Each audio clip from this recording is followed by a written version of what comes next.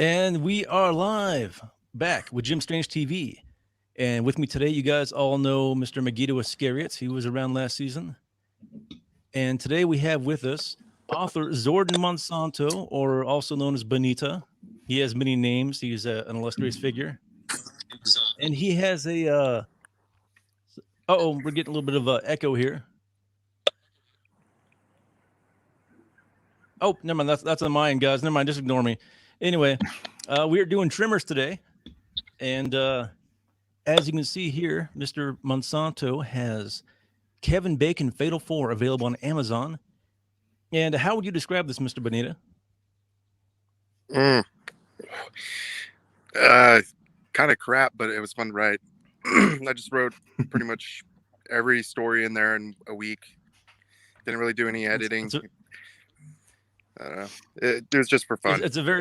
It's a powerful book of satire about what it might like to be Mr. Kevin Bacon. And yeah, I think you should all check it out. That's a very strong endorsement here. We got going on here. Here we go. Boom. Tremors. And this is kind of the majesty of Kevin Bacon right here. You can kind of see that you if you have Kevin Bacon in your film, you need a background like this for it to really own up to it. And you can clearly see it is a matte painting there at the cliff edge there. But is it really? Yeah. If you look at the actual cliff, you can see it's a little different detail from the actual mountains. And honestly, that actually looks a lot like Utah right there. Well, I was reading that it's supposedly set in Nevada, but they filmed it in a movie is set in Perfection, Nevada, but was actually filmed in Lone Pine and Darwin, California. Makes sense. So there's kind of a little area in Nevada that's kind of California and vice versa-ish, at least geography-wise. This was directed by Ron Underwood, who also did City Slickers. Did you guys see City Slickers? That was a hilarious movie. It had Jack Palance in it. He won an Academy Award for that, right? Good one. Mighty Joe Young. Did you guys see Mighty Joe Young? Yes. Long time ago. I don't even remember it. It had a giant monkey in it, so it's probably great. It's probably 5 out of 5 stars. I recommend it. Back to monkey. Adventures of Pluto Nash. You guys ever see Adventures of Pluto Nash? Wasn't that a Eddie Murphy sci-fi movie? Eddie Murphy. Yeah. I never saw it. I don't think this was a. I'm going to wager this was not during his golden period. This is not the. This is not the golden Eddie Murphy that we all know and love. But I could be wrong. Maybe it's amazing. If anybody here in the chat has ever seen Pluto Nash and can recommend it, let us know. If I recall correctly, that was actually a pretty decent movie, but it didn't hold up to a lot of his other stuff.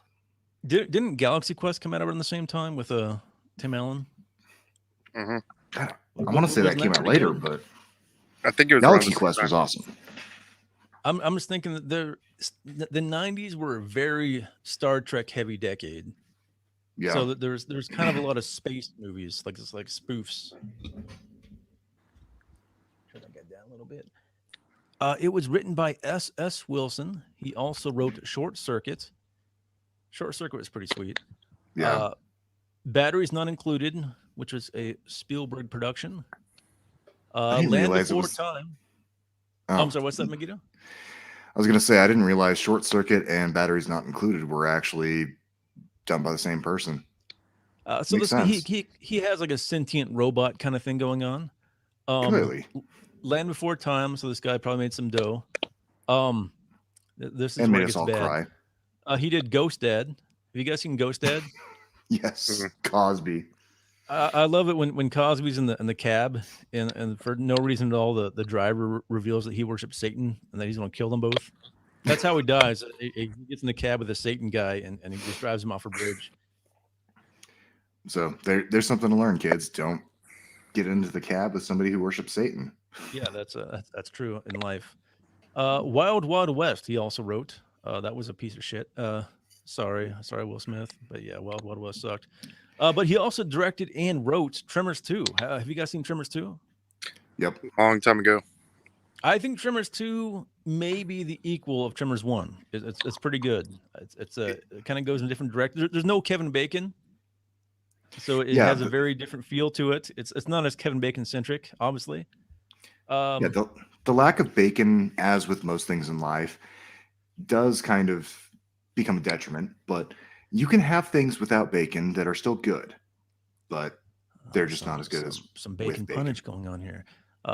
Fred Ward is also in this movie. He was in Remo Williams. He was the star of Tremors 2 along with Mr. Gummer. Fred Ward, he's kind of like a modern John Wayne, or like a 1990s John Wayne, I guess you could say. He's like John Wayne, but he cusses a lot, but he's a man's man. Yeah, we also have Michael Gross and Reba McEntire as Bert and Heather Gummer. And I don't know, was this Reba's first acting role? I don't believe so. I believe she had some minor starring roles in the 80s. Oh, okay. Well, she was a big star in the 90s. Was it early 2000s she had her own show? Yeah. Late 90s, early 2000s, I think, was when she had the Reba show. A little trivia. Composer Ernest Trust's musical score for the film went mostly unused. The studio thought it was too goofy and cut most of it. Later hiring composer Robert Folk to write a new score that was more serious and actiony. Okay. Yeah. So honestly, I think the end result was really good. The score was actually very fitting for the scenes that they actually included. The majority of the movies we do, Benita, always have a theme song, and I kind of feel like Tremors could have benefited from like a heavy metal theme song, but I may be in the minority here. But somebody should write a theme song for Tremors. Good work. Right. So here we go. The Majesty of Kevin Bacon. He is surveying the land. Oh, hey, and this cliff here. This cliff comes back later in the movie. And that was what I was talking about, the little bit of matte painting CGI sort of thing there. And then we get Kevin Bacon facing the wilderness. He's taking a whiz quiz. This is the first thing we see of Mr. Bacon. After that Majesty, we zoom in, and here he is, Johnson in hand, doing his thing. And very next shot, we go. Oh, here he is, picking his ass. He's a classy guy. We got the V&E odd jumps, and he walks over here to Mr. Fred Ward. He's asleep in the back of the truck, and Mr. Bacon starts jumping up and down, yelling to wake up. And he yells stampede, and this causes some consternation because Mr. Fred Ward is woken rudely. And he says that he was in a stampede once, 300 head hell-bent for the horizon. And so he is a legitimate cowboy is what we're getting here. And we kind of have the grizzled veteran and the impetuous rookie cowboy dynamic going on. I think it kind of fit really well. It was almost like a buddy cop show, but buddy cop movie. And you had Kevin Bacon and Fred Ward. And honestly, the chemistry between them was really good for the beginning of this movie. I think it set the movie up really well. This is a great buddy movie. I would say it's almost maybe more of a buddy movie than a horror movie. They both start digging around for cigs. Earl doesn't have any, but Valentine shares his because they're bros. It's a great setup here. I sympathize at this point.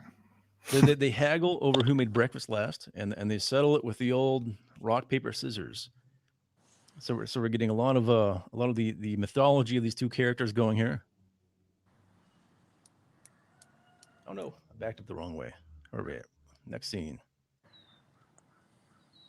And here they are. They're making some fences. These guys are roughnecks, hired hands doing dirty work. And I noticed Mr. Bacon has a heart belt buckle. Did you guys see that? That was something I've actually noticed in subsequent views after the first time that I saw it. They were being very strong on hitting that Valentine last name. So that was just one of the little small signs they did, which looking back, it's not that subtle. Well, yeah, he's definitely supposed to be some kind of Lothario. He is the Valentine man. And not to be crude, But his belt buckle isn't that kind of a pickup artist move to have like when you're in a picture to be pointing towards your dick, or have a tie or something that points towards your, and he's kind of got the belt buckle that's kind of just you guys aren't even going to touch that one. Okay, there we go. Next shot then. I was going to leave that up to our you guest. guys obviously aren't in the pickup game, I guess. That's okay. That's cool. That's kind of creepy. So they're driving down the road, going over some chores, and Earl is chastising Valentine for never taking the long view, and he kind of gives him this look on his face, like, why the hell should I listen to you? You're like 20 years older than me, and you're doing the same kind of odd jobs, I guess. I don't know. This was definitely a point where Bacon was still kind of running off of the youth of his early career, and I think this was a really good example of his kind of mid-career movies that he was really well cast in this. He did a great job. He had like a good 10-year run, I think, of being like kind of a leading man. Wasn't he the main guy in that Invisible Man movie that came out? Yeah, the Hollow Man. Yeah, was that any good? I thought it was kind of lame, but I mean, I could be wrong here. Wasn't that a Paul Verhoeven movie? I don't know. I just remember Elizabeth Shue was in it. Oh, okay. I enjoyed it at the time, but it was, you go back and watch it again, it's pretty cheesy. All right, so they see somebody. Who the hell was that, they say? And it's supposed to be a girl.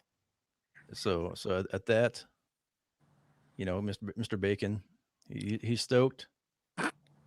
Then he sees the chick, and he's not that stoked anymore, because the chick looks like this. She's she's not a bad looking woman. She has some gunk on her nose, some like sunscreen, I guess. She's not dressed very fashionable. I mean, you can't really be picky in that desert town. Yeah, that's the thing. That's the thing. It's shooting for the stars. Can't do that. Exactly. So she's a bit of a nerd.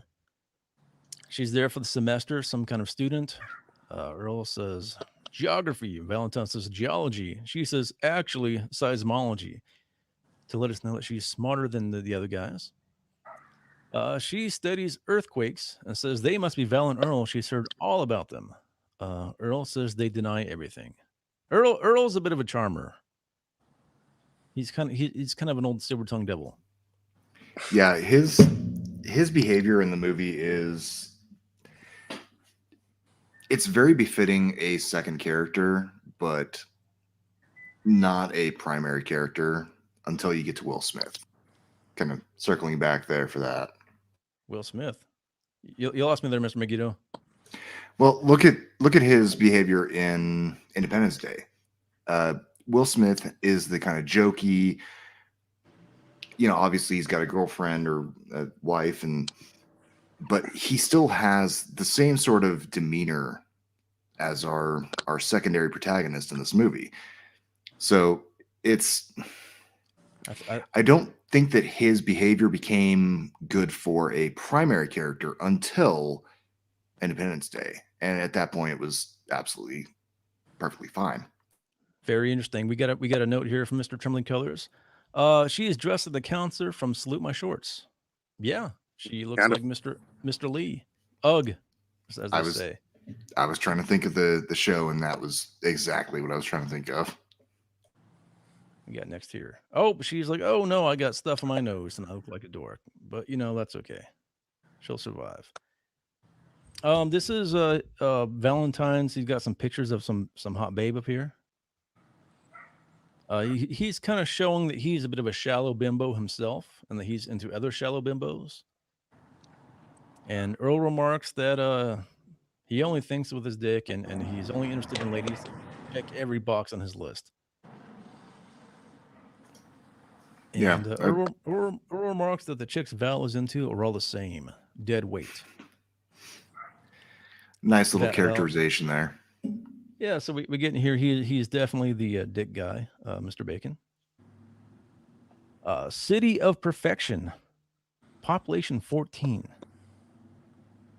which kind of has me wondering, in a town of 14, how many odd jobs are there for these guys to be doing? It seems like at most 14. I guess so. I guess so.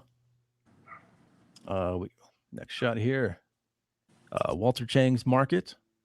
And I don't have a picture of him here, but we see Melvin, kind of the D-bag of the movie. He's kind of the 90s punk kid archetype that was in a lot of these things. The kid who doesn't listen to his parents and is just rude.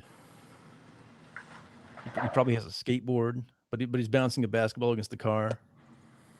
And hilariously enough, the skateboard's not going to do much good in a town like this where there's almost no sidewalk.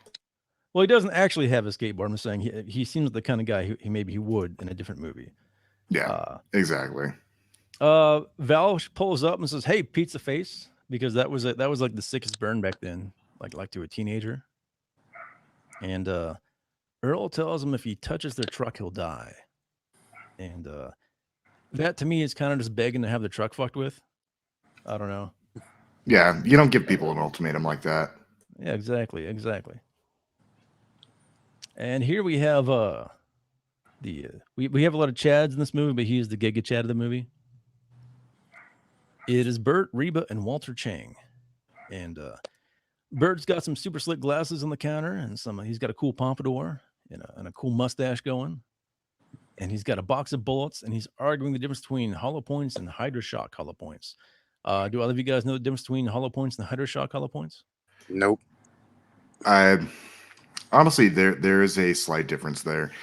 The Hydroshock, as he talks about it in the movie, is the whole idea is you create a Hydroshock from the hit with the hollow point, which is supposed to expand out through the body, creating a destruction wave as it goes through. I thought hollow points just did that. Yeah, and see, the reality is, in test after test, going through ballistics gel and in real world testing, there hasn't really been shown that much difference. Okay. So basically, it's just this is just banter for the movie. There's not like some big secret going on here. It's just kind of it's just to let us know that this man here knows his guns and his ammo.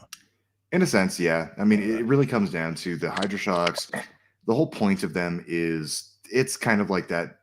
You get that 1% difference in audio. That's what Hydroshock is going to be doing. I gotcha. So he's like a connoisseur of his bullets that kill things. Exactly. Which is funny because they live in an area where there's not a whole lot of wildlife anyway. Well, I don't think he's a hunting man. Well, he is in the second movie, but that's different. Valentine mentions they met the college girl, and Bert points out those college students turn up uranium or something. Next thing, the feds will be at their door. Time to move. Eminent domain. This was kind of a few years before Waco and Ruby Ridge and all this, but Bert is still super paranoid. He is the he doesn't like the feds. He doesn't want the feds in his business, and that's why he's out here in the middle of nowhere. He's the archetype before the archetype was popular culture. Yeah, Val tells Bert the way he is of a heart attack before he has a chance to survive World War III. And what's interesting is World War III was still kind of a threat here because this movie was made right before the USSR collapsed. So I think maybe Bert is out here to survive World War III. Maybe he has a thing against the Russians. It is really interesting to think about the fact that this came out before the USSR collapsed, because this was what, 1990? Yeah, I think so, 1990. And in my mind, I was 82. I think you were what? You're 82 or 83? 82, yeah. Yeah. So we were born the same year. And to me, I always think of the Reagan years, 86, 87. That's kind of like the end of the Soviet Union. But you still got the USSR all the way up to the 90s. And you got somebody like Bert. I think it collapsed. I think the movie was filmed before it collapsed. I think it collapsed right before this movie came out. Yeah. Mr. Bonita, do you know of any characterizations of survivalists in a popular film before Mr. Burt Gummer? Is he the patient zero of the archetype?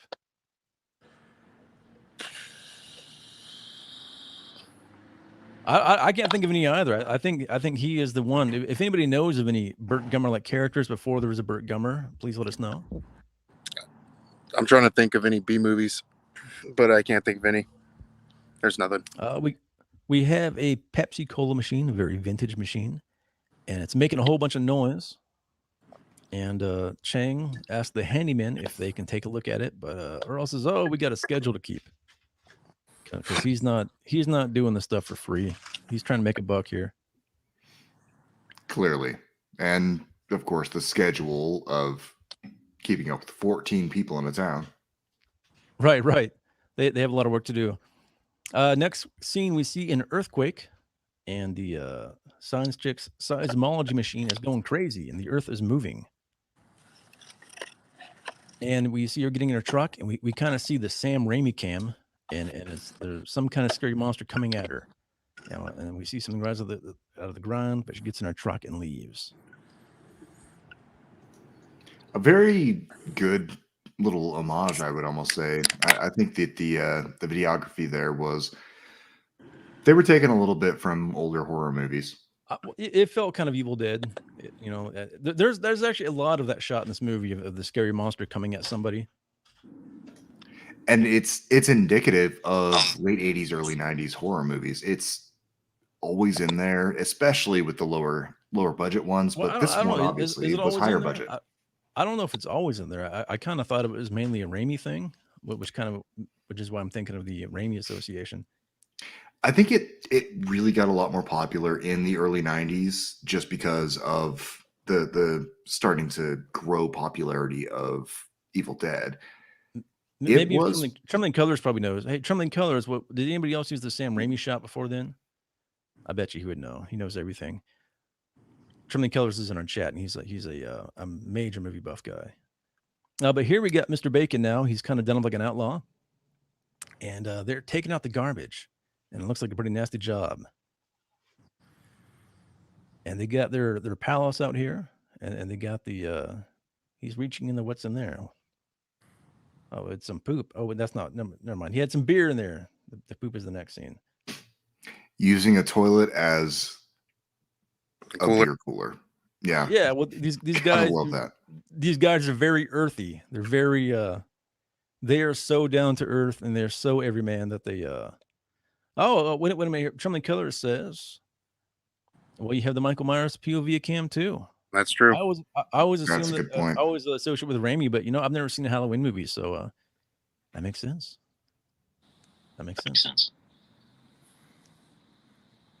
Okay. Well, Val asks Earl if he wants a cocktail, and he hands him a beer, and it says, well, I'll tell you, nobody handles garbage better than we do. And he remarks that they've got to set their sights a little bit higher. All right, but the next scene here, they are literally cleaning out the septic tank. Where are we at here? Oh, there's a septic tank. It's a nice link. I like the little cinematic links between the scenes, keeping that connection there. That's nice. There we go. Earl kind of looks like your dad here, like when he has to clean out the toilet when you're a kid. He looks he's not happy about it. Because you flushed your G.I. Joe down the toilet, now it's clogged and there's poop everywhere. That's just the vibe I'm getting. All right. Now they ask Melvin to help since most of the shit is his anyway. He says he's down if they get him a 6-pack, he'll help, but they're not going for that. Earl says beer is for adults, and then that not having a plan is what keeps them doing jobs like this. I think in real life, these guys would have bought Melvin the beer. Probably. I don't think. Yeah. I'm sorry, what you saying, Bonita? Oh, the one I would want to bring this up because I keep thinking about it. What is Melvin's connection to the town? Is he related to Walter Chang, or because it doesn't explain ever what's this kid doing in this town? His parents are never there. I thought maybe the douchebag guy that we see here in a little bit, the guy who's like, oh, if I see one of those things, I'll hit it with a pickaxe. And he's maybe the first guy to die. I think he might be his dad, and that's why maybe Melvin's such a douchebag, as his dad is also a douchebag. Could be, but yeah. It seems like Walter Chang was kind of the one ordering him around mostly. So that's true. Well, maybe I was thinking maybe like an adopted father or something like that, foster kid. It could be. Maybe, well, it's such a small town that they all probably like, oh man, takes a village to raise a child type thing. I guess when you live in perfection. Yeah. It's a utopia. It's a strange place for a bird to be living in. Certainly better than Desperation, Nevada. Right. Which one is that one in? That one sounds really Stephen King, actually. Oh, okay. Which, honestly, Desperation's a really good one, and I keep wishing that somebody would make a really good movie of it. There's been one adaptation that had Ron Perlman, of all people, as the sheriff, and it wasn't great. It wasn't bad, but it wasn't great. Yeah, I don't think Mr. Perlman is quite an auteur when it comes to his projects. He just kind of shows up whenever they need a guy who looks like a monkey. But again, they bicker over who's to blame for her still being in perfection, and somehow they are stuck here forever. Even though there's only 14 people, they have an infinite number of jobs for them to do. So I guess these people are, oh no, there's poop everywhere now. I guess we saw that coming. Melvin laughs at them as what's likely his own shit engulfs them. So that's pretty cool. He's like, check these guys out. There's some sociopathy there. Yeah, well, they did call him Pizza Face, though. So I think maybe Melvin is kind of in the right here to be laughing at these guys. Fair enough. So next scene, they get all their stuff packed up, and the lady named Mindy wants to entice them to work on some project for her.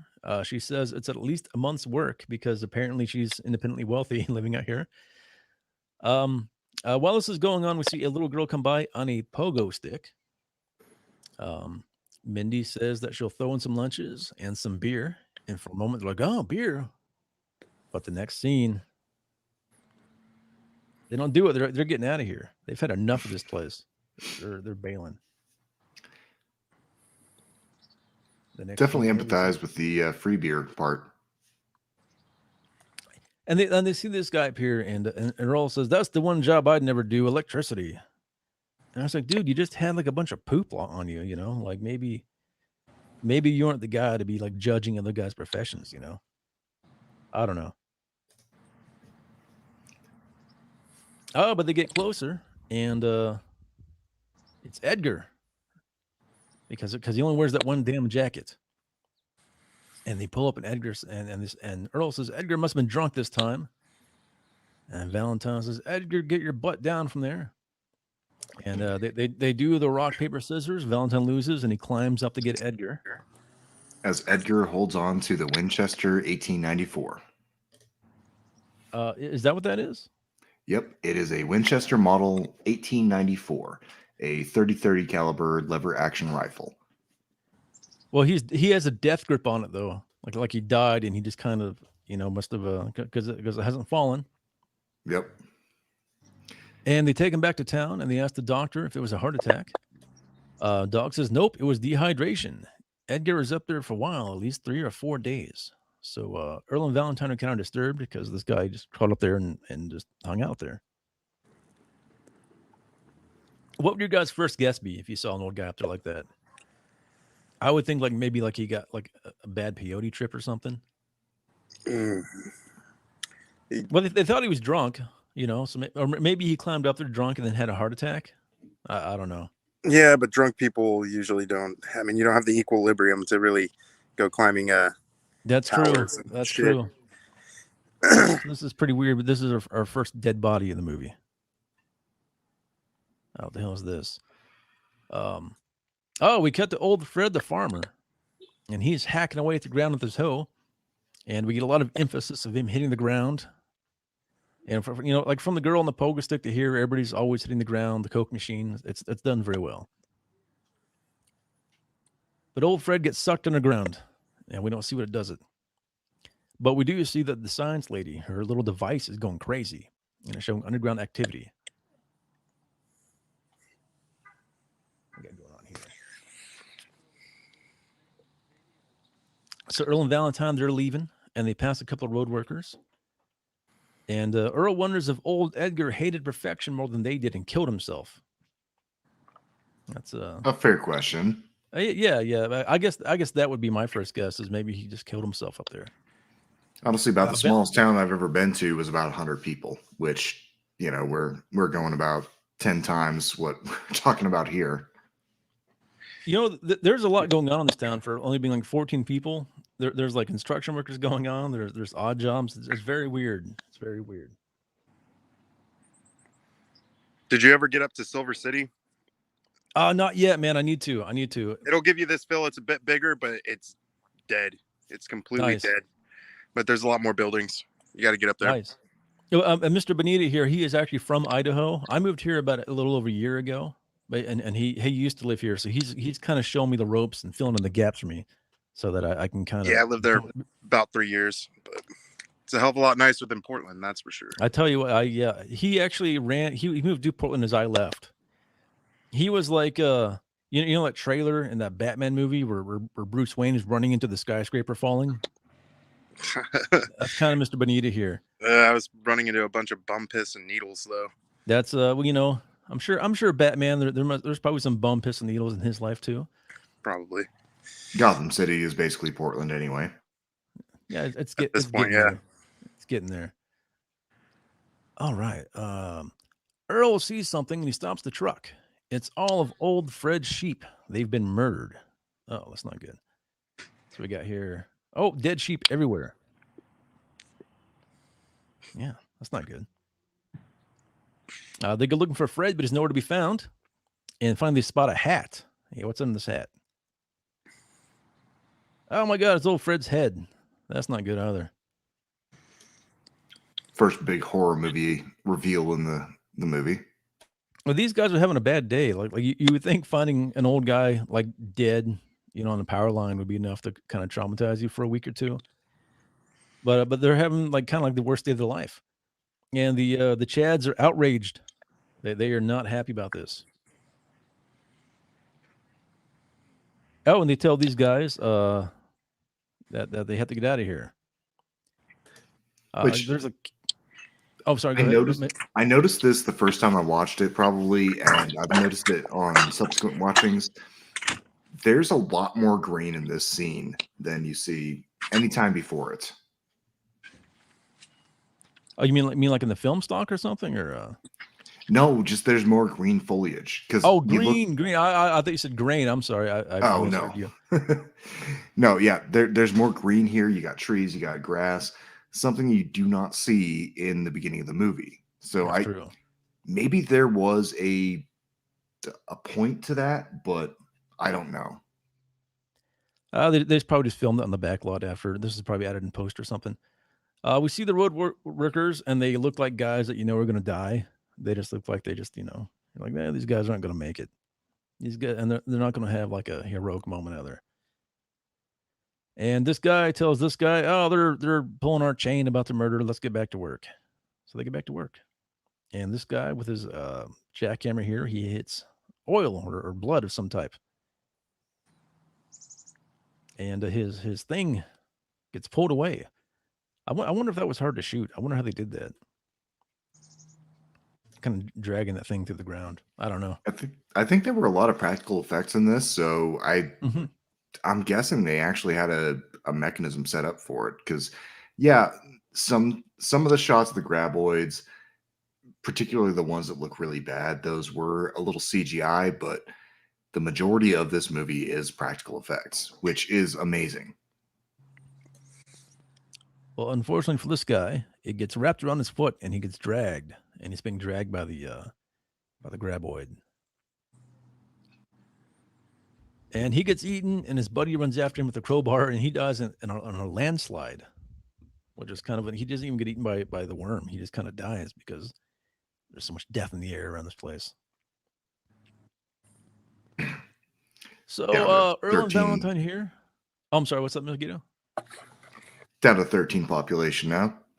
I think it's probably more like 12. 12, and I don't think the construction guys count. They probably live in the next county over in the city. Yeah, they're probably California construction workers. So did we? Yeah. Who cares? Did we skip over the doctor and his wife yet, or did we just skip over their death? Or oh, it's still coming. It's still coming. Okay, all right. Well, then we're still at about 13. Yeah, somewhere around there. Well, I think 12. I think Edgar died and 12. Fred died, so I think we're at 12. All right, so Earl and Valentine run back to Chang's, and they say, "Old man Fred is dead," and everybody's stressed out. And what's his name here, Mr. Valentine? He's not happy because the phone isn't working. And they try to go get some help, but because of the landslide earlier, there's no way out of town. So they're kind of stuck. And Earl opines, is there some higher force at work here? And they find a helmet full of gore. And they get back in the truck and head back. And the truck kind of gets stuck. And Earl's loading up a pistol.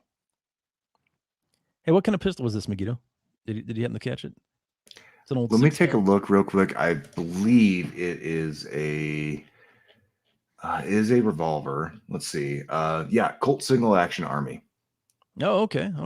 And yeah, so he's a real cowboy. He's even got a cool cowboy shirt going on here.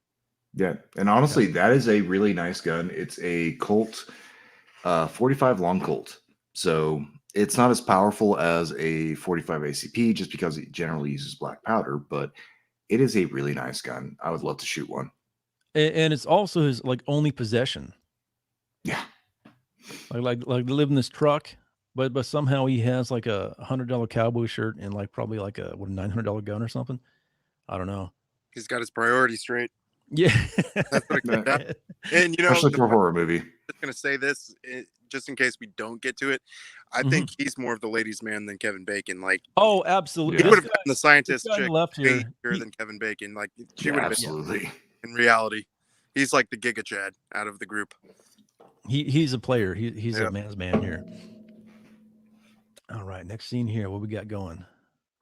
Oh, they get back, and Bert immediately notices that there's some kind of weird thing hanging around the truck.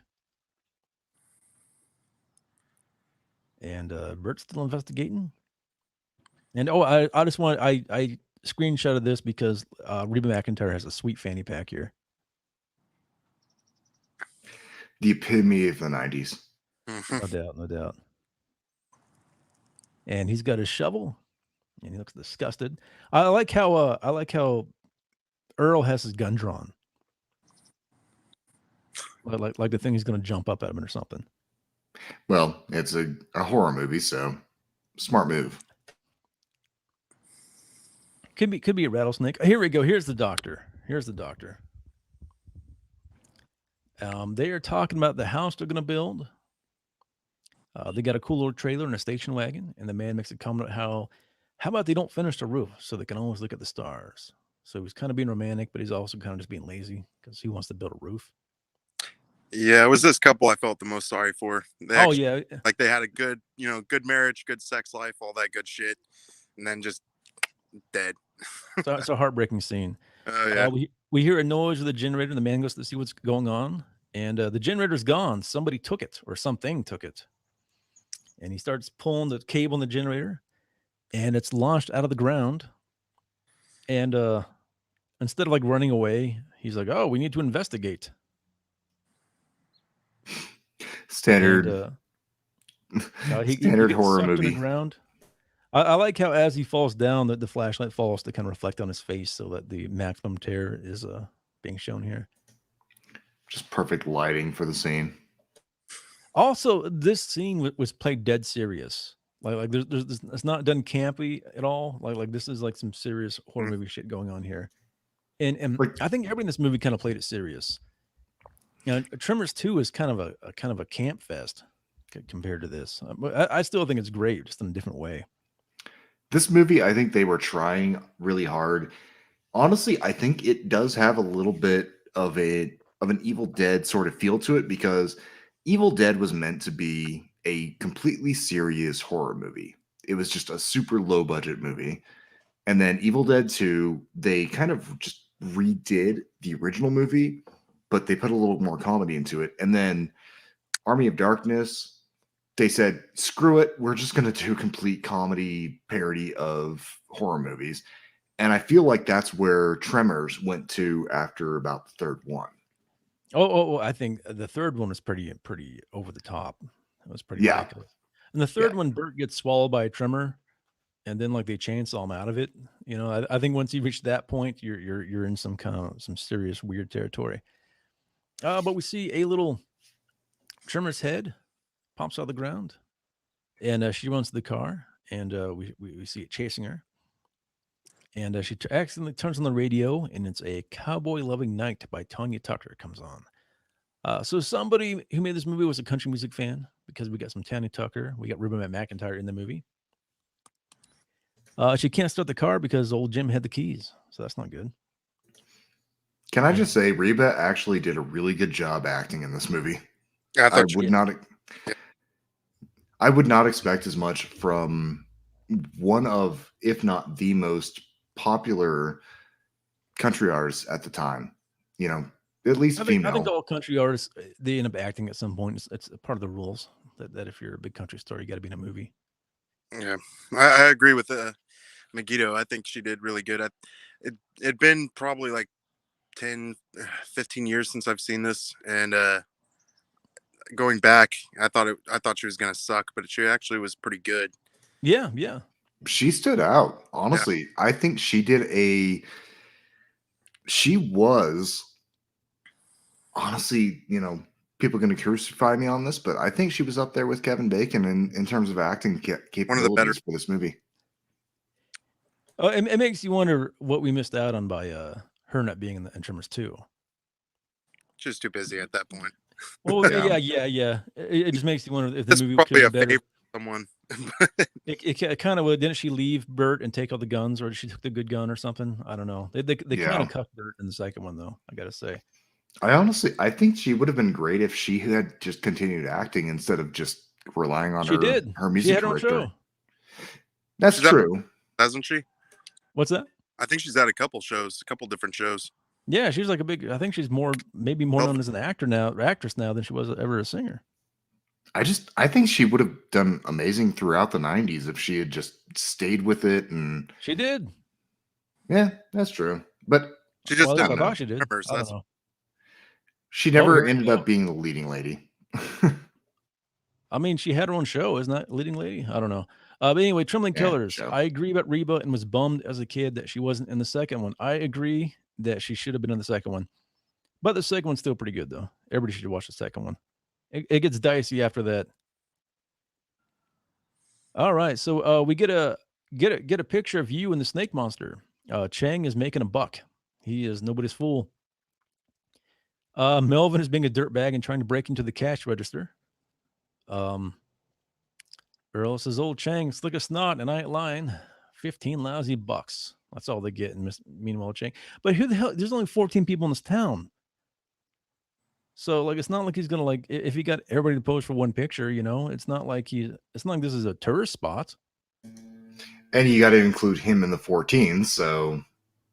Well, and there's only 12 now, so it's like 11 of the people.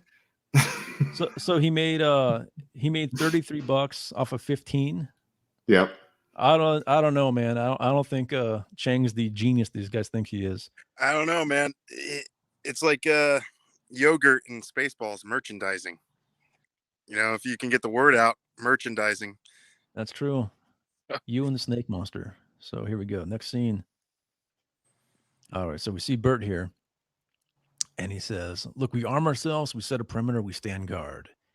And, the snake things show up here. We make them extinct." And he was born for this moment. He is kind of like before the Tremors are in this man's life, he's kind of like a samurai without a master. And it's kind of like that's maybe why Reba had to leave him, because he has a new purpose now. Now he just kills Tremors. Because I think they made 7 more movies now. God, at least that. Yeah, and a TV show. There's a TV show too. I never saw the TV show. I saw the first 4 movies. Have you guys seen Tremors 4? It's a prequel Western. No, I read about it a little bit. It's like about his grandpa, right? Yeah, it's got Billy Drago in it as a gunfighter. It's pretty good. I liked it a lot. Real quick, which one was the one where the graboids start walking like there's like miniature graboids? That's 2. That's 2. And in 3, they start flying, and they call them ass blasters because they I don't know. All right. Then it's 2. Kind of dumb. Here's the last one that I liked then, because after that I kind of checked out. So. Here we go. Hey, Garlock is- homie Garlock. Garlock is in the house. 7 movies and 1 season of TV so far. All right. Trembling Colors, they even have Jamie Kennedy in the recent 3 as the kid of Reba and Bert. Yes. When did they had a kid? Was the kid grown up by this point, or did it happen afterwards? I wonder when they would have had a kid. Maybe that's It must have had it between Tremors 1 and 2, before she left them. But there's no Yeah. mention of them having a kid. what's But she disappeared. what's the town little shit's name? Oh, Melvin? Is Melvin their kid? Melvin's their kid. I don't know. I think I'm getting a little dubious about this mythos going on in the Tremors universe, where these guys said, "Oh, she was pregnant when she left him." Okay, maybe he didn't know, and that's why he didn't say anything. I don't know. Yeah, they're allowed to have plot holes. Yeah. It's a movie about giant worms. It's okay. All right, what we got here? Nestor tells Bert to be serious. He makes it sound like they're in a war. Well, they kind of are in a war. And he asks them what they have against being prepared. Chang is asked about a CB, but he says that they're completely cut off due to the mountains. Well, why would you have a CB then? If you're in the mountains and you're completely cut off? I don't know. It seems suspicious to me. Anyway, Bert points out that's why he and Reba settled here in the first place, geographic isolation. It's pointed out that somebody could ride one of Walter's horses the 38 miles to Bixby, because these are cowboys. And Bert asks who is the best on a horse. And Earl and Val both turn around. And the next scene we have, they're getting ready. They do a paper, scissors, rock to see who gets the Colt and who gets Edgar's old rifle. And wasn't that a 30-30, Megiddo? I believe. Let me see. So the rifle, I believe, is a 30-30. Hold on. Let me pull it up here. Oh, here we go. He didn't know about him until he showed up as an adult. There we go. Thank you, Mr. Trembling Colors, filling us in on the Tremors lore. So let's see. Yep, the 1894 is a 30-30. Beautiful gun. Oh, Bert and Reba pull up, and they both have giant rifles. And say they're going to drive around a bit, try and find the college girl, and tell her to get her ass back here. And Bert, I believe, let me see. I believe that is the Stairmannlicher SSG P2 rifle. Oh my goodness. Is that a pretty good gun? That one I do not have a whole lot of information about, but it is a 7.62 by 51 NATO. So it is essentially it's like an AK-47, but bolt action. Oh, okay. So not bad. That's pretty good haul then. Reba points out that they'll need something that packs a bit more of a punch than a 30-30. Why don't you take one of our Browning autos? They seem like fun people to have as friends. She then offers her Model 70. It's a 375 H&H mag. Yeah, so that's pretty sweet. Next scene here. Oh, douchebag alert. Melvin comes out with a snake wrapped around his head, and Bert almost shoots it. And he says, "You came that close. Too close. No more games." And Earl says, "Melvin, one of these days, someone is going to kick your ass." And I can only hope so. And now we get some sweet harmonica music and a sick cowboy montage going on here. Because these guys are kind of like, if there was 2 Marlboro men, they would be Val and Earl in this movie. Because they're just that manly. And I think he changed too, because now he's in a Canadian tuxedo. And he's digging around the Dr. Jim's trailer. And Earl says, "Hey, the car is gone. We must have missed him." And Val says, "Hey, then where's the golden oldie coming from?" They start digging, and they find the buried car. And next shot, they're back on the horses, and they're hauling ass out of here. And they say they're going to ride all night. How How long would it take you to travel 38 miles on a horse? Like, I don't think I it would, should I know don't think it this. would, I don't think it would take you all night. No, it'd probably take. I mean, because you got to think they're in the desert, and Maybe 4 hours. probably I've never 4 or ridden a 5 horse, hours. so Right. yeah, But I don't know enough with about some horses, rest but and hydrating, probably about 5 hours, 6 hours. yeah, and then this is probably like maybe half an hour to an hour away already, right? I mean, I don't know. But regardless, the horses start freaking out and they both get thrown off simultaneously. And a graboid grabs one of the horses, and Val shoots it, but the horse is done for. And finally, that's the car. That's the truck. Oh, here we go. The big reveal. One of the Tremors shows up, and Val starts shooting at it with what I assume was Edgar's old 30-30, but it has no effect. He drops the gun. Earl seems to have already dropped his. Earl's gun is gone. So that was kind of weird. That was probably my least favorite shot of the whole film.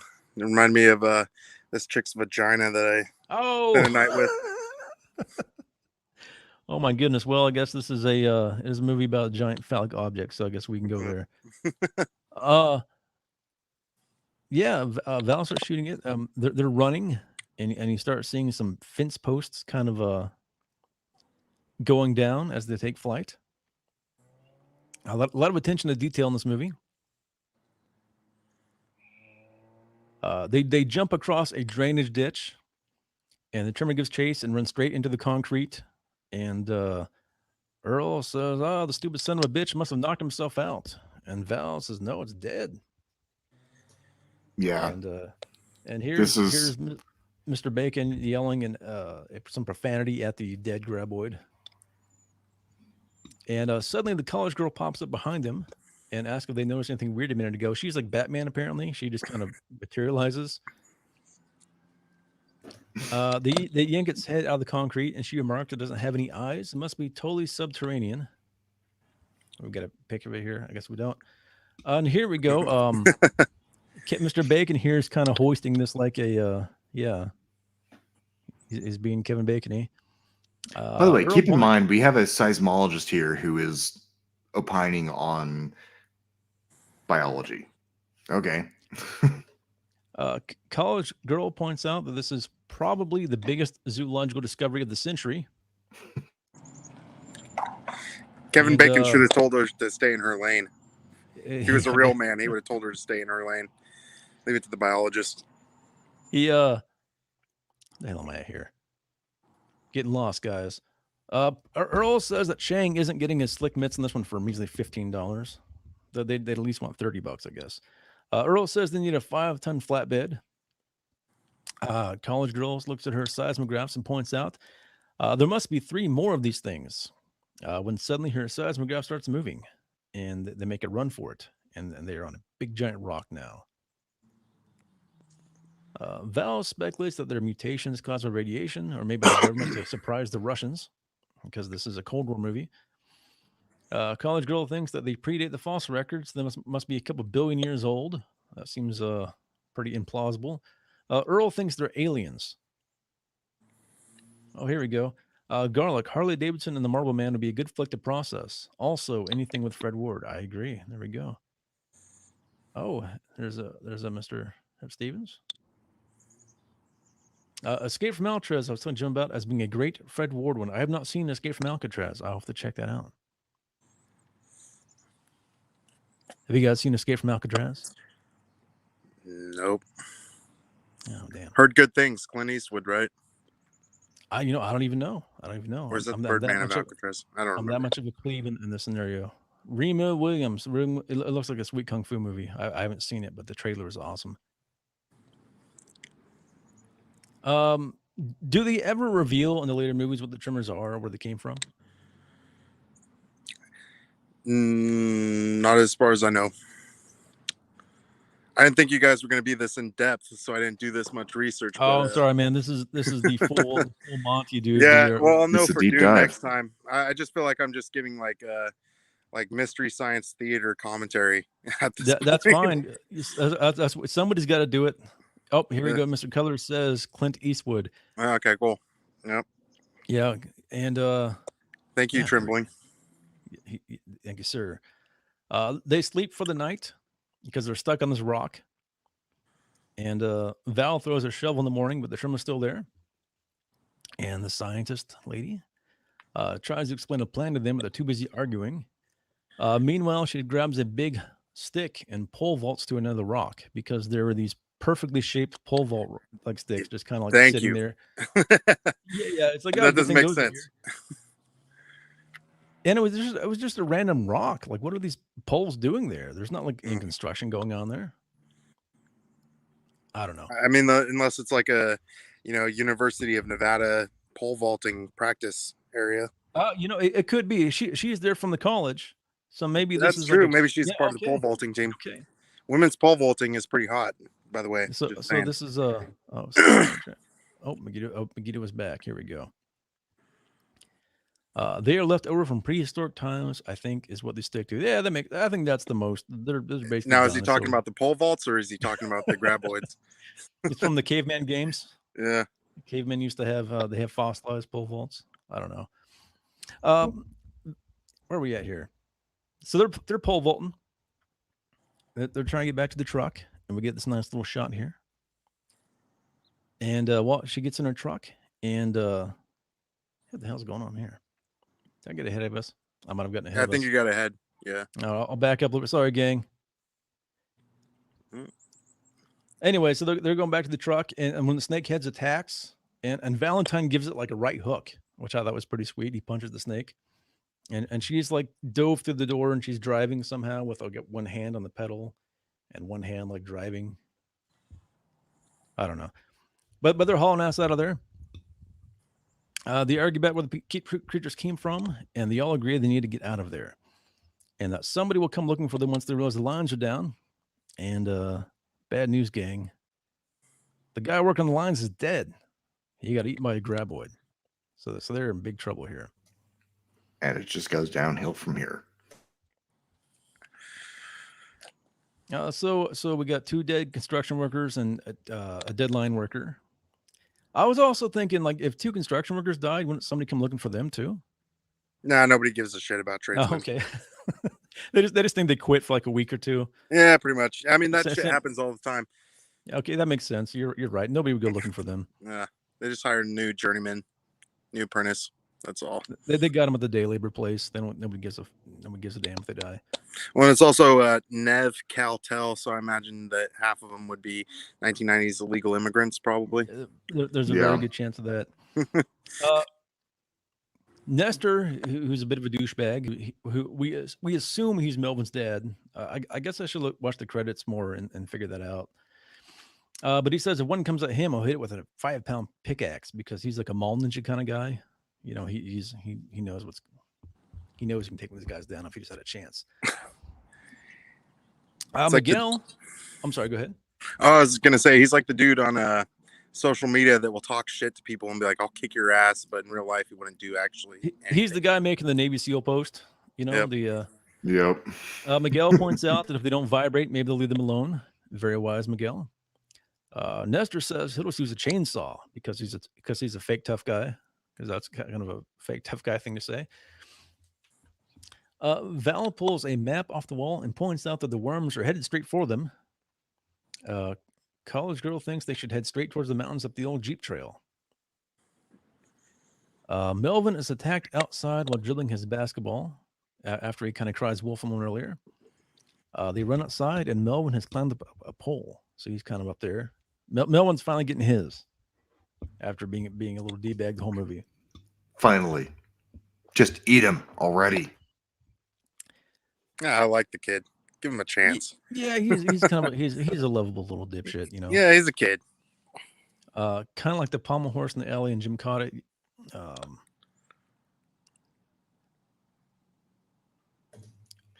Yeah. Difficult reference, but yeah. No, I've been there. You've been humping a pole trying to escape death worms? No, I'm talking the pommel horse and the Gymkhana. I haven't seen that, but I know that it's about like a gymnast that does karate or some shit. They hear the little girl on the pogo stick, And the college girl says, "Oh no, no noise, no vibrations."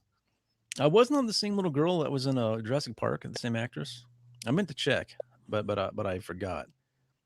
But that was also a movie like, oh, it's a little girl, but she can't move because there's these creatures that follow you by sound, and I don't know. Here comes our hero Kevin Bacon, though. Kevin Bacon is in a full sprint, and he spears this little girl, and she somehow doesn't get broken ribs. That's probably the best shot of the whole stills. Yeah. That is a great capture. You should send me that. I'll use it on my next book cover. There we go. The Tremor eats the pogo stick and spits it out, and the ladies run inside when Mr. Bacon gets on top of his truck, and it's being attacked, and he hangs on for dear life. Yeah, and this scene, it's kind of like riding a mechanical bull, because he's a cowboy. You have to get He's a gunslinging cowboy. He's a lasso cowboy. He's a horse. Anything a cowboy can do, Kevin Bacon can do, including riding a truck that's being shaken to death by tremors. All right. Earl runs inside. College girl foolishly runs the other way, and someone gets herself wrapped in barbed wire. Our hero, Kevin Bacon, grabs a pickaxe and once again saves the day. He whacks the trimmer on the head and undoes the barbed wire like one would to a calf because he's a cowboy. And meanwhile, Earl returns with an axe to help, but he's a little bit too late. And then Kevin Bacon tells college girl she needs to take her pants off in order to escape the barbed wire. A little bit of innuendo going on here. Yeah. Yep. Oh, there's the pickaxe going in to the thing. And they get inside. I just want to say, like, in the space of a minute here, Kevin Bacon saved the little girl on the pogo stick. He rode a mechanical bull truck. He did like a Gimli dive, like with a leap with the pickaxe. He's an action hero, cowboy of the year kind of guy. There's nothing he can't do. There's nothing he can't do. He's Kevin Bacon. And they go inside, and Kevin Bacon is like kind of tending the wounds of this chick, and Earl kind of just gives her this look, like, yep, like I think he's trying to be matchmaker.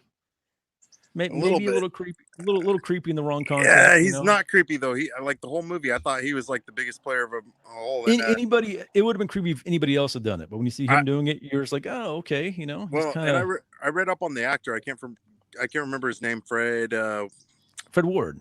Fred Ward. He was a boxer in the Navy. He got his nose broken like 3 times, and the dude looks fucking great for getting knocked out several times. He's honestly a badass in this movie. I give him credit. I agree. They start talking about a plan to escape when the Pepsi machine starts making noise, and naturally Kevin Bacon gets there first because he's the hero. And it's unplugged, but not in time because the tremor comes up out of the floor and eats Mr. Chang. A horrible loss. Well, he might have proven useful. Who knows? Yeah. So another one comes to the floor, and everyone starts climbing the shelves. And our hero Kevin Bacon points out that they all need to get up to the roof.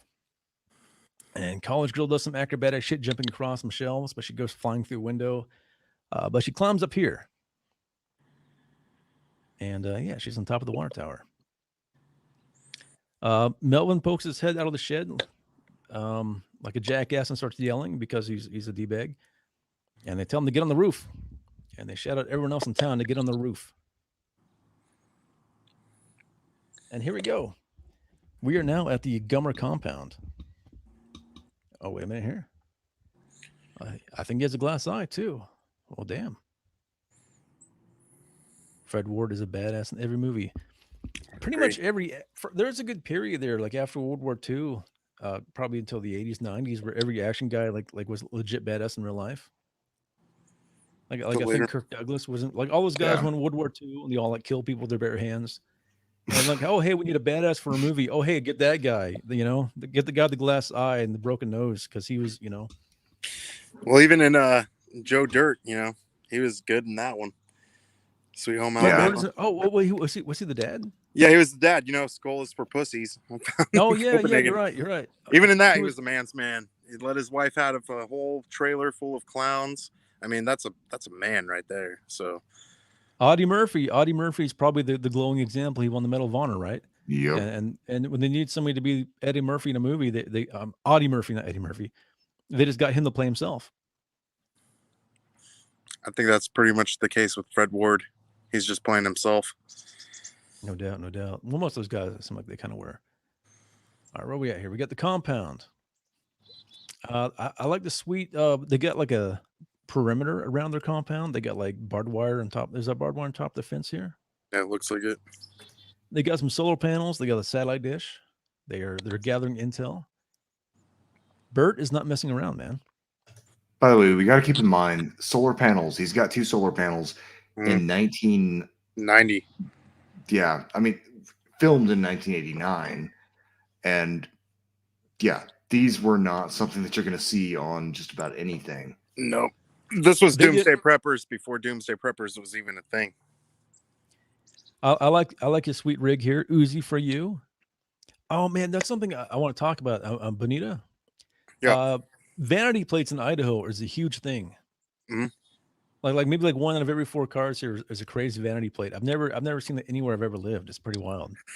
Yeah, I've never paid attention. I usually pay attention to the one thing that I find interesting is each county has their assigned. You know, like Canyon County has their own license plate, and then Ada County has their own license plate. That's the one thing, and I've forgotten which license plates mean which, and I don't know. But yeah, I never noticed the vanity plates. Well, they don't quite have as many in Portland. I don't think I ever saw one there. No. But I thought it was interesting. The Free Afghanistan bumper sticker. This was during Afghanistan was occupied by the USSR, right? Yep. And I think what wasn't it Gorbachev who decided to starve the countryside and killed 1 million people, and then like a couple years later got like a peace prize or something because he was in a pizza commercial or something. I don't know. I don't know a whole lot about history, but I do seem to remember Gorbachev killed a bunch of people and then ate some pizza on TV. Yeah, it's the USSR. Of course, they killed a lot of people. Yeah, but Pizza Hut always smooths things over. Yeah. So, what's a little war crime between guys eating pizza? Bert is surprised they can't find any sign of the Tremors. You'd think they would have taken a dump somewhere. And we got Reba with her binoculars, and she sees everybody on the roof. What are these guys doing on the roof, man? And Bert radios everybody. And Mr. Bacon grabs the radio out of the window. Bert has a sweet cow skull hanging on his wall. I thought that was pretty cool. Valentine tells them to get on the roof. Bert acts like they're crazy. And Reba says, hey, maybe we should listen to them. And I was thinking maybe moments like this are why Reba ends up leaving Bert in the end, because he's kind of a stubborn guy. But they load up their guns and they start looking out the window. And the wall starts to shake and Bert's cow skull falls. And everybody hears a crash and they all look all depressed because they assume Bert and Reba are doomed. But then they hear gunshots. And I'd say this is probably the maybe the peak of the movie, the highlight of the movie here is when what we got going on here. Hey, Mr. Garlock, thank you very much for tuning in. Your presence here is much appreciated, and enjoy your tacos, sir. Thank you, sir. Thank you, Mr. Garlock. Miss you, man. Yeah, man. I think we'll be seeing Mr. Garlock again sometime, but who knows? Bert and Reba are unloading on this thing, and they run out of ammo, but of course they have the. That seems like a pretty good sized gun collection. What do you think, Megiddo? Not bad. It's a good start. I would have thought Bert would have more, to be honest, though. Yeah, I mean, Like somebody like him, you would expect, especially with the rifle selection, you'd have him kind of back and forth. You'd have one rifle, then another, opposite direction, running down the wall. Somebody like him, I would expect to have at least 100. He does mention at one point that he has a cannon, but This is true. They don't show it in this movie, though. Bert gets dragged, but Reba saves his ass by shotgunning one of the Tremor tongues. And then they got some rifles going. Any day now. We got this kind of cheesy shot here of him unloading on it. There we go. There's Bert and Reba going wild. And at this point, you see Reba is actually holding an AR-15. Oh, is that? Yeah. Was the AR-15 platform popular back then? Oh, very popular. Okay. The AR-15 has been popular for a long time, and this movie obviously was created before the 1994 assault weapons ban. Oh, okay. So the AR-15 was very popular because after the banning of fully automatic weapons in 1986, the AR-15 semi-automatic version was an extremely popular rifle for self-defense. Well, I'll tell you this though. When Bill Clinton came in office, I guarantee you this guy did not turn his guns in. Yeah, this character did not. None of these have serial numbers. He got these off the back of a cargo plane from his buddy headed to Panama with him. Yeah, well, and of course, prior to I want to say 1998 or 2000, you did not have to go through a background check or even really give your ID to pick up a gun. Oh, okay. Yet shootings weren't that big of a deal before that. Oh, okay. So Bush Senior did that. Thanks for the shortage of guns. Okay. That's fair enough. Bert gets the elephant gun out, and what I like here in the next shot is Reba knows to cover her ears. Bert doesn't though. Bert has like tinnitus now. That's why he's so grumpy in the other movies, is because he can't hear anymore. He didn't have time to put on some earmuffs. Bert don't give a crap. And he says, "You broke into the wrong GD rec room, didn't you?" Bacon congratulates them, lets them know that there are two more. And here we go. They're loading up. They're getting ready for war. And Earl remarks, "I guess we don't get to make fun of Bert's lifestyle anymore, huh?" And I would agree. I think Bert had the right idea. And Bert tries to shoot one of them to the ground, but the elephant gun won't penetrate the dirt. And Earl starts to tell Bert that the plan, when they notice when the Tremors is trying to tear the building down. Nestor gets knocked off his trailer and hides in a big tire, and he's eaten almost immediately. I don't even think I bothered screenshotting it. Maybe I did. Oh, Melvin's having a bad day. I think because that was his dad. Like his dad just got eaten. You might be right. Yeah, he's like, I don't like my dad, but I don't want to see him get eaten by a giant worm either, you know. Bert and Reba are going to rescue everybody, but the Tremor destroys their truck. And Earl suggests they take the Caterpillar. Miguel suggests they start the tractor to distract the Tremor. And Earl and Valentine are squabbling over who gets to make the run, and they do their thing. And Earl wins. And Valentine says, "Good luck, shithead." And Earl says, "Don't worry about me, jerk off." But then Valentine kind of elbows Earl in the gut, and he jumps off the roof. And Earl says, "Oh, you suicidal son of a bitch." But he's the hero of the movie, so he gets all the cool hope spots. Of course. Yeah. And here he goes. That's gonna be tough too, like sprinting like that in cowboy boots. Yeah, it is. You really don't want to try and sprint in cowboy boots. His knees are probably destroyed from shooting this scene. Probably. If not other scenes that he's...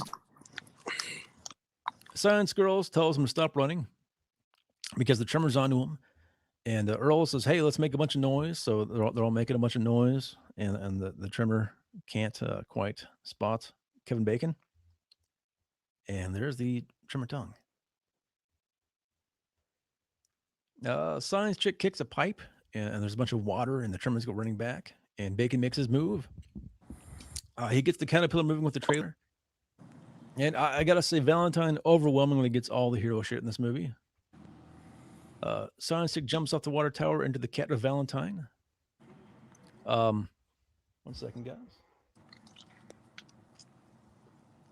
I didn't want to show this next scene because I don't want to get the wrong idea about us. But Bert and Reba are making some cakes that they learned about in the Ron Paul newsletter. And Bert is stoked when they pull up, and he's like, "Hey, armored transport." Says he has some new things to teach the Tremors. And here's Mr. Bacon getting it ready. Bert asks Reba which gun to take. She suggests the 458 for max penetration, less ammo to carry. Melvin asks for a gun. Bert says he wouldn't give it to him if it was World War III. There's a lot of World War III references in this movie. You don't really hear about that anymore. Is anybody really afraid of World War III? Nope, not so much anymore. Yeah, I mean, there's so many things now that are worse, like the bigger fears to be having. like homeless asking you for change. Yeah, absolutely. That's bingo. By the way, it should be mentioned, Ron Paul is still relevant 30 years later. That's true. That's true. Well, I don't know if he's really reading the Ron Paul newsletter. I just assume he was, but I'm sure he was. He is a Ron Paul man. I'm sure Definitely he went to some gun conventions and probably like has a whole bunch. Bert probably has so much sketchy literature, just stuff that would get you like in every watch list. Dude, he probably had the Turner Diaries as a manuscript. This is why he was in a town of 14. Yeah. He probably gave advice. If you're laughing that hard, you got to say it. I ain't saying nothing. But anyway, solid rock. Things are looking good, but the Tremors have dug a sinkhole and the cat collapses. So that's not good. What the hell's going here? Okay, solid rock. Earl and Valentine unload on the Tremor.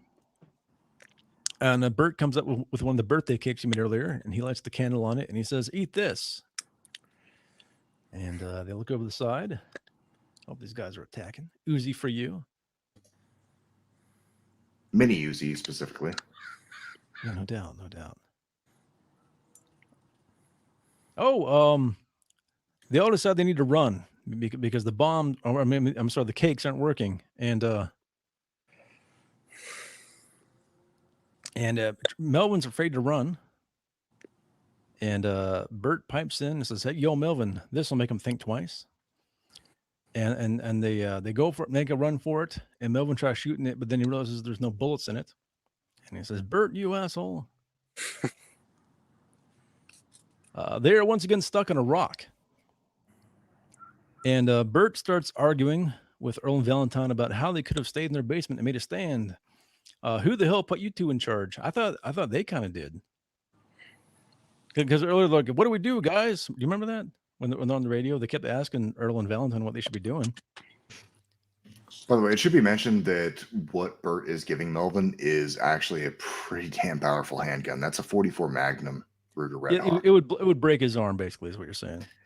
Not necessarily, but it would certainly fuck up your wrist if you're not holding it right. Bacon tells Bert that if those graboids don't kill you, I will. I thought that was kind of strong from Mr. Bacon. Like basically telling Bert that he's going to murder him, just because they had a disagreement. Kind of a dick move. I don't think Bert could kill Bacon pretty easily. Oh, yeah, absolutely. Reba talks Bert down, tells him to let it go. And Bert needs a Reba in his life. Bert says since they're going to starve anyway, when it comes time for him to go, he's going to walk out there at the fuse lit and let one of them take him down. And Earl says, "Hey, that gives me an idea." And they're going to go fishing with him.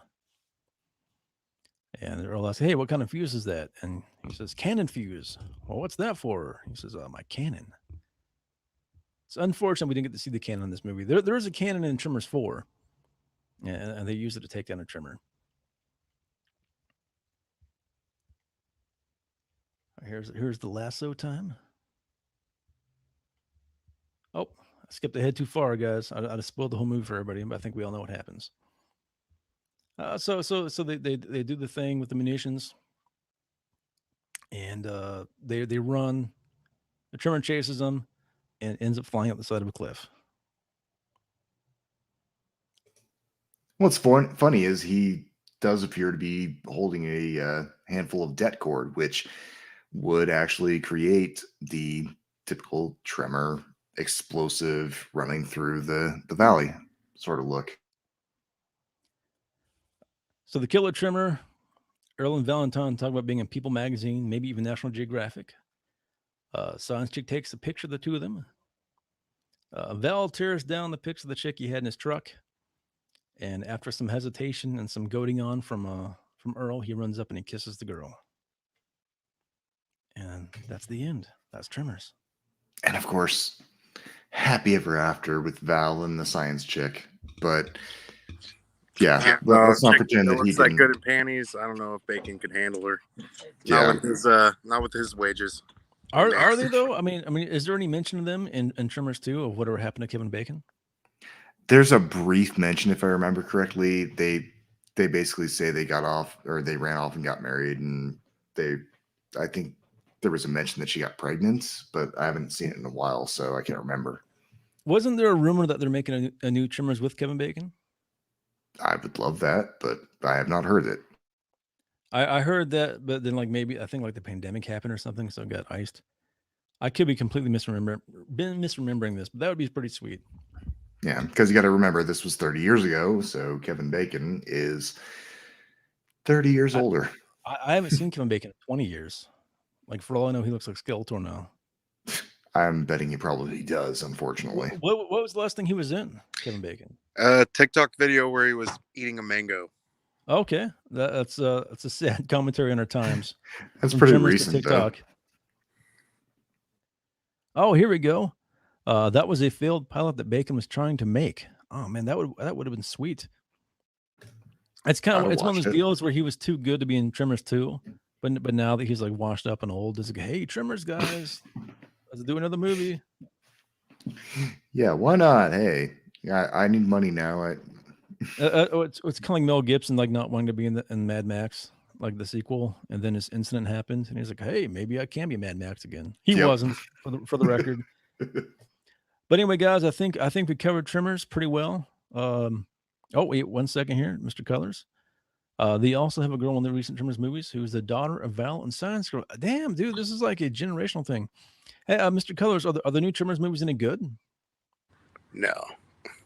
I would assume not. You've seen them at Megiddo? I have seen some of the more recent ones. Lower your expectations and you're okay. But yeah, they're not wonderful. Yeah, that's what I was thinking. Well, guys, I think that's about as deep into Tremors as we can go. There's not. I mean, we covered it all. And yeah, thanks, Mr. Bonita, for coming on. Let me give you one more plug here if we can get back here. The Kevin Bacon Fatal 4-pack. Just look in the video and the links and check it out, man, because he's a good writer. I've seen him. He makes a lot of creative shit posts on Facebook, and they're funny. And yeah, it's not well written, but I mean, if you want to see Kevin Bacon get a penis reduction to become the ultimate weapon, that's the book to read. Oh my goodness! Well, that sounds like some quality stuff here. He says the movies aren't good, but Bert is fun as always. All right, guys. Thank you all for tuning in, and we'll see you all soon. Take it easy.